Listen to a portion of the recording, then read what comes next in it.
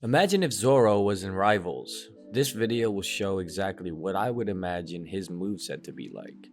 When I think of Zoro, I normally think of his raw attack power as a slasher.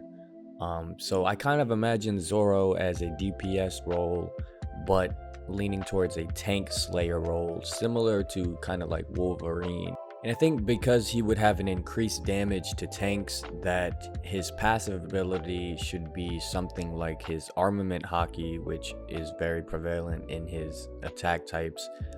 So he could probably generate armor hockey, which allows him to sustain more damage, or to also translate the damage to his attacks, and make it more aggressive and more damage output as the more damage he would take.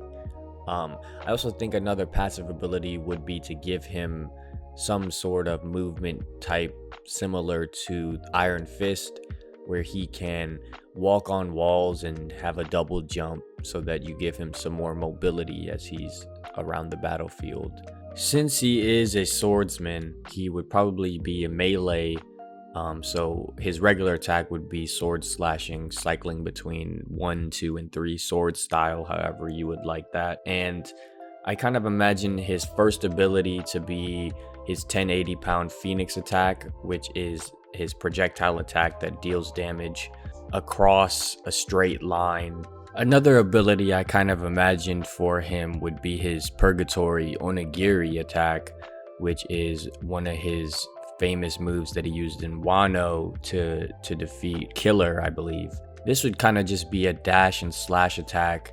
You can kind of think of Psylocke in mind with this, but I think if he lands this damage, we could play around with the fact that he's a swordsman and it could do pierce damage against shields, or could possibly affect the targeted person with some sort of bleed effect too, which would leave him with damage over time the more movement that they do. I also feel like this would be a decent mobility option to use to get out of battle when he's facing a lot of heat from probably other characters that are shooting him with projectiles and stuff. Another ability I have imagined for him would be his Black Rope Dragon Twister attack. This attack would be a slicing upwards attack that could create a small mini tornado, which could knock opponents upwards and possibly deal bleed damage. And also, if the opponents are flying, it could knock down those flying opponents as well.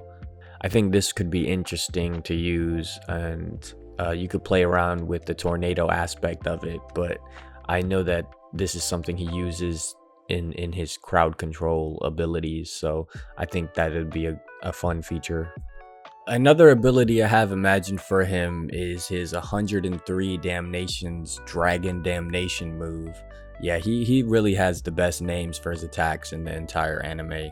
But I think that this could be a move where Zoro slashes downwards from an elevated point, so he could be in the sky from like a double jump off a building or something like that.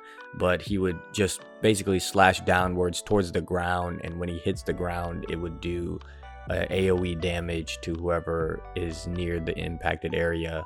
And I would say, since he's a swordsman, all of his abilities should have some sort of pierce or bleed damage effect. So that's always going to be kept in mind. But I think that would be cool for him to use this type of move to be a threat to kind of come in from a different angle.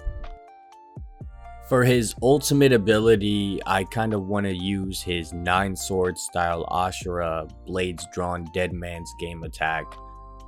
This is the attack that he used to scar Kaido, so it's a very strong attack that he has in his arsenal, and I kind of imagine it like Psylocke ult in a way where you kind of just have this area where Zoro kind of just decimates everything within this for a specific period of time.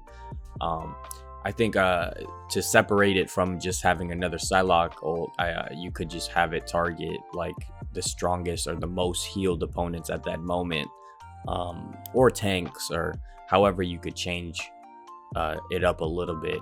But you definitely need to have Zoro just being able to slash everything, and just be a menace like that.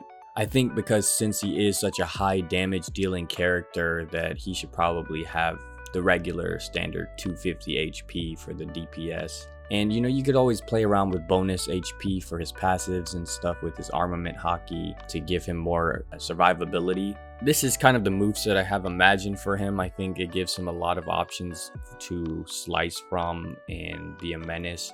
I do think he should definitely be able to stand in the ring a little longer with tanks and stuff because of how strong he is as a character. But let me know what you guys think Zoro's moveset would be, and if you feel like I'm missing any of his attacks, because there's so many to choose from. Anyways, have a great day. Thanks for watching. Peace.